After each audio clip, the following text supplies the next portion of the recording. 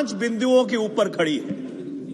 5 मूलभूत आधार के ऊपर कोई भी अर्थव्यवस्था खड़ी होती है। सबसे पहला बचत, दूसरा निवेश, तीसरा उत्पादन, चौथा खपत और पांचवा रोजगार। अंग्रेजी में इसे कहते हैं savings, investment, production, consumption and employment. और यह बहुत दुर्भाग्यपूर्ण बात है कि पिछले 8 वर्ष में ये जो 5 मूलभूत आधार हैं, इनके परकच्चे उड़ गए। अध्यक्ष जी, वर्ष 2004 से लेकर 14 तक जब यूपीए की सरकार रही तो 27 करोड़ लोगों को गरीबी रेखा से ऊपर उठाया गया।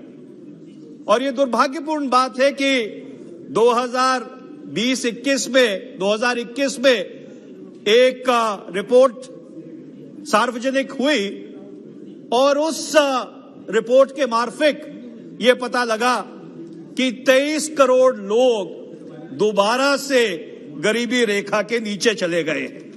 जो अनूप सतपथी समिति है जो ये कहती है कि गरीबी रेखा 375 रुपए प्रतिदिन की बेंचमार्क पे है, उसके नीचे चले गए।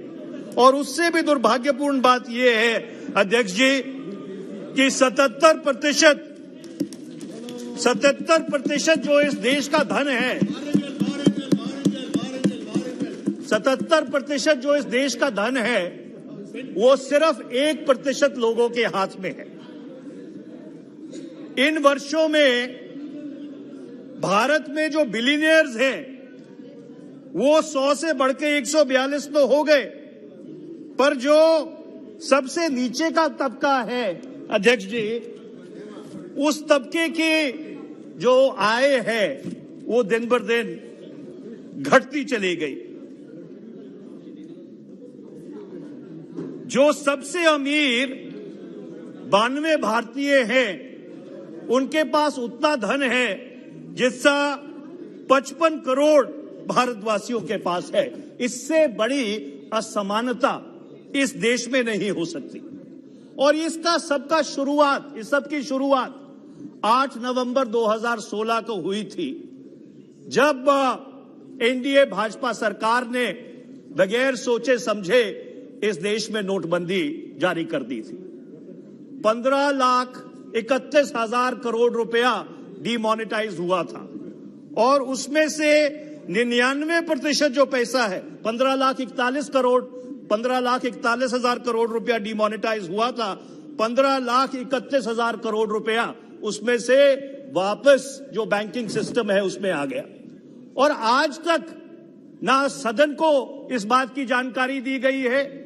और दुर्भाग्यपूर्ण बात है कि पिछले 8 वर्ष से वो मामला उच्चतम न्यायालय में लंबित है कि ये जो फैसला था, ये फैसला क्यों लिया गया और उस फैसले का इस देश के ऊपर क्या असर पड़ा। और मैं आपको बताना चाहता हूं, उसका असर ये पड़ा कि जीडीपी का जो वृद्धि दर था वो 2017-18 में 6.8% था, 2018-19 में गिरकर 6.6% हो गया, 2019-20 में गिरकर 3.7% हो गया, 2021-22 में ये -6.6% हो गया, जिसमें कोविड का बहुत बड़ा असर रहा।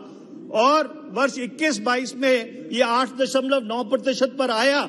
पर यह आंकड़ा एक मिथ्या है, क्योंकि रियल जीडीपी ग्रोथ जो है वो सिर्फ 2.3% थी।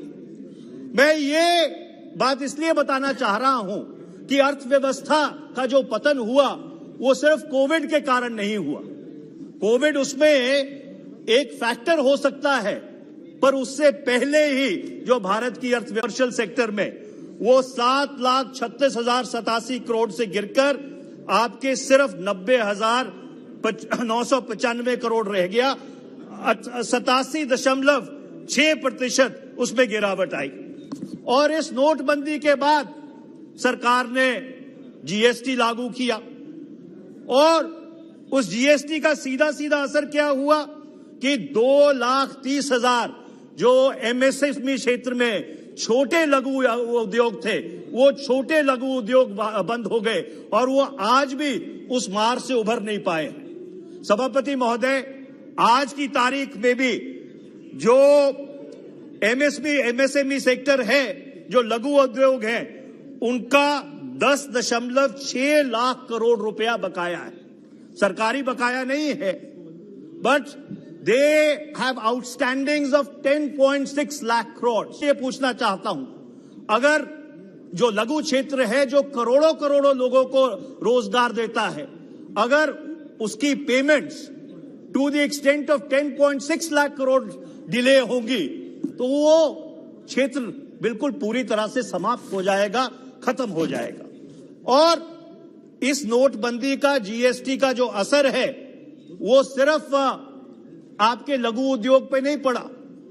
रोजगार 2017 में जो बेरोजगारी दर था वो 4.77% था, 18 में बढ़कर 7% हो गया, 19 में बढ़कर 7.6% हो गया, 2020 में बढ़कर 9.1% हो गया और 2021 में बढ़कर 7.9% हो गया और जून 2022 में यह 7.8% पे था। सभापति महोदय, किसी भी विकसित देश में जो मापदंड है वो ये है कि 2/3 लोगों को रोजगार मिलना चाहिए।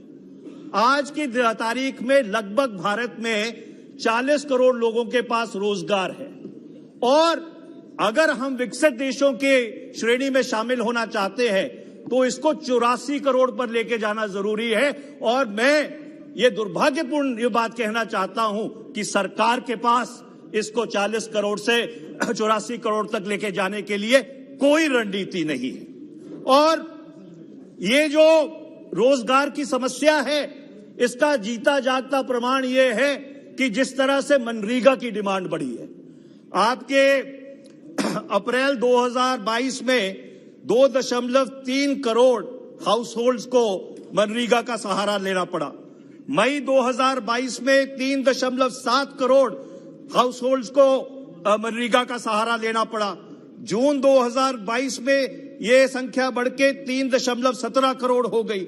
जब से ये स्कीम शुरू हुई थी 2006 में, ये सबसे हाईएस्ट नंबर है जो लोग मनरेगा के सहारे अपनी जिंदगी बिताने की कोशिश कर रहे हैं। और मैं इस सदन में इस बात का भी जिक्र करना चाहता हूं कि जब ये सरकार बनी थी 8 वर्ष पहले, इसी मनरेगा को उन्होंने गड्ढे खोदने की स्कीम उसके ऊपर अलंकरण लगाया था और आज उसी के सहारे करोड़ों करोड़ों परिवारों का गुजर बसर हो रहा है। सरकार को अपने शब्द वापस लेने चाहिए। और इस सारे संकट से उभारने के लिए जब लोगों की जेब में पैसा डालना जरूरी था, सभापति महोदय, तो सरकार ने क्या किया? पूंजीपतियों की जेब में पैसा डाला। 2019 में 1,45,000 करोड़। अब मैं पेट्रोल और डीजल पे आता हूं और मैं ये सब बात इसलिए कह रहा हूं कि वो जो आज हुआ है उसका कारण आज नहीं है, उसका कारण पिछले 8 वर्ष की इकोनॉमिक मिसमैनेजमेंट है। 2014-15 से लेके 21-22 तक इस सरकार ने 27 लाख करोड़ रुपया एक्साइज टैक्स और डिविडेंड के मार्फत पेट्रोल और पेट्रोलियम सेक्टर से इकट्ठा किया। उसमें से 23,625 करोड़ रुपया एक्साइज ड्यूटी के मार्फत और 4,23,775 करोड़ रुपया डिविडेंड और इनकम टैक्स के मार्फत। और अचंभे वाली बात यह है कि सरकार अपना खजाना तो भरती रही पर लोगों की जेबें खाली करती रही। मैं आपको एक उदाहरण देना चाहता हूं। अप्रैल 2011 में जब कच्चे तेल की कीमत $150 थी तो पेट्रोल 58 रुपए 56 पैसे में बिकता था और जुलाई 2022 में जब कच्चे तेल की कीमत $98.94 हो गई तो पेट्रोल 96 रुपए 72 पैसे में बिक रहा है। 1 मार्च 2014 को एलपीजी सिलेंडर की कीमत 410 रुपए थी। 1 अगस्त 2022 को वो जो कीमत है वो बढ़कर 1003 रुपए हो गई। अब अगर आप गरीब लोगों के ऊपर भारत की जो माध्यमिक श्रेणी है उसके ऊपर इतना ज्यादा बोझ डालोगे तो सारा मुल्क त्राही त्राही करेगा महंगाई से। अब आप इन्फ्लेशन पे आ जाइए, महंगाई पे। पिछले 14 महीने से डबल डिजिट महंगाई दर है इस देश में, पिछले 30 साल में सबसे ज्यादा। अप्रैल 2022 में ये 15.8% था, जुलाई में थोड़ा कम हुआ है और कंज्यूमर फूड प्राइस इंडेक्स जो है वो बिल्कुल आसमान छू रहा है। और इसके ऊपर आपने जो रोजमर्रा की चीजें हैं उसके ऊपर जीएसटी बढ़ा दिया, आटे के ऊपर, पनीर के ऊपर, दही के ऊपर, शाही के ऊपर, पेंसिल के ऊपर, शार्पनर के ऊपर। आपने तो बच्चों को भी नहीं छोड़ा। और जो हास्यास्पद बात यह है कि आपने जीएसटी चमचों और कड़छियों पे भी बढ़ा दिया। और दुर्भाग्यपूर्ण बात यह है, जिससे मेरे मन को आहत हुआ, कि जो शमशान घाट है, शमशान घाट के निर्माण के ऊपर भी आपको 18% जीएसटी लगाने की जरूरत पड़ गई। किस तरह का मुल्क बना रहे हैं हम? क्या लोगों को बिल्कुल हम जमीन पे लेटा देना चाहते हैं? और इसीलिए मैं अंत में यह कहना चाहता हूं सभापति महोदय कि सरकार ने अपना बजट तो ठीक कर लिया होगा, पर 25 करोड़ जो इस देश में गृहस्थियां हैं उनका बजट पूरी तरह से बिगाड़ दिया। जैसे माननीय सुषमा स्वराज जी जब यहां बैठती थी, वो कहा करती थी कभी कि गृहिणी के आंसू बह रहे हैं। आज सही में माननीय सभापति, हर गृहिणी के आंसू बह रहे हैं, इतनी कमर तोड़ महंगाई आपने कर दी है। और आखिर में मैं एक पंजाबी के शायर की 3 लाइनों के साथ अपनी बात समाप्त करता हूं। पंजाबी में कहते हैं कि पहला तो मुछ दी लड़ाई ने मार दिया, दूजा यार दी जुदाई ने मार दिया, तीजा रब दी खुदाई ने मार दिया, और बाकी जो बचा सी महंगाई ने मार दिया। बहुत बहुत धन्यवाद सभापति महोदय। निशिकांत दुबे जी।